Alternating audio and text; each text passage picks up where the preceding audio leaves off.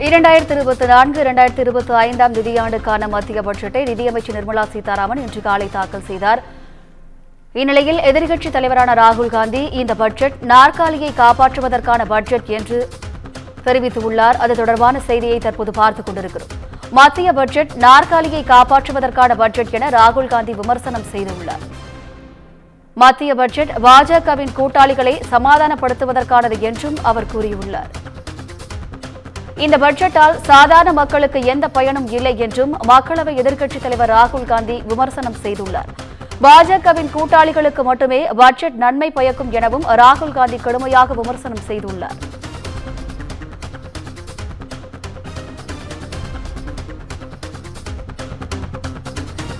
மத்திய பட்ஜெட் நாற்காலியை காப்பாற்றுவதற்கான பட்ஜெட் என ராகுல் காந்தி விமர்சனம் செய்துள்ளார். மத்திய பட்ஜெட் பாஜகவின் கூட்டாளிகளை சமாதானப்படுத்துவதற்கானது என்றும் அவர் கூறியுள்ளார். மத்திய பட்ஜெட்டால் சாதாரண மக்களுக்கு எந்த பயனும் இல்லை என்றும் மக்களவை எதிர்க்கட்சித் தலைவர் ராகுல் காந்தி கூறியுள்ளார். பாஜகவின் கூட்டாளிகளுக்கு மட்டுமே பட்ஜெட் நன்மை பயக்கும் எனவும் அவர் கடுமையாக விமர்சனம் செய்துள்ளார்.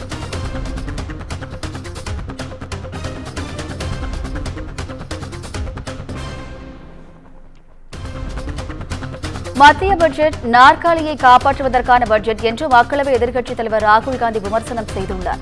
இது தொடர்பான கூடுதல் விவரங்களை செய்தியாளர் காவியா வழங்க கேட்கலாம். வணக்கம் காவியா, கூடுதல் விவரங்கள் என்ன பதிவு பண்ணுங்க? வணக்கம். நாடாளுமன்றத்தில் இன்று மத்திய பட்ஜெட் தாக்கல் செய்யப்பட்டுள்ள நிலையில் காங்கிரஸ் எம்பி ராகுல் காந்தி இதற்கு கண்டனம் தெரிவித்திருக்கிறார். முன்னதாக பட்ஜெட்டை தாக்கல் செய்த போது ஆந்திரா மற்றும் பீகார் மாநிலங்களுக்கு மட்டும் பிரத்யேகமாக தொடர்ந்து பட்ஜெட் நிதி ஒதுக்கீடு என்பது ஒதுக்கப்பட்டுள்ளதாக முன்னதாக எதிர்க்கட்சிகள் குற்றம் சாட்டியிருந்தன.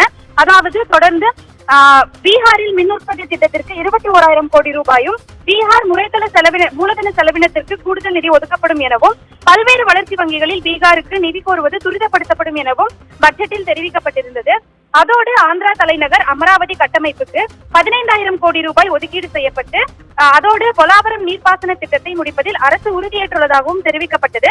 ஆந்திராவில் தொழில் வளர்ச்சியை மேம்படுத்தும் நோக்கில் தண்ணீர், எரிசக்தி, ரயில்வே மற்றும் சாலை ஆகிய உள்கட்டமைப்பு ஏற்படுத்தப்படும் எனவும் கூறப்பட்டிருந்தது. இந்த நிலையில்தான் தொடர்ந்து பல்வேறு குற்றச்சாட்டுகளை எதிர்க்கட்சிகள், அதாவது காங்கிரஸ், கம்யூனிஸ்ட் உள்ளிட்ட கட்சிகள் தங்களது குற்றச்சாட்டுகளை முன்வைத்திருந்தன. இந்த நிலையில் தற்போது ராகுல் காந்தி இது தொடர்பாக தனது வலைதள பக்கத்தில் ஒரு பதிவொன்றை கூறியிருக்கிறார்.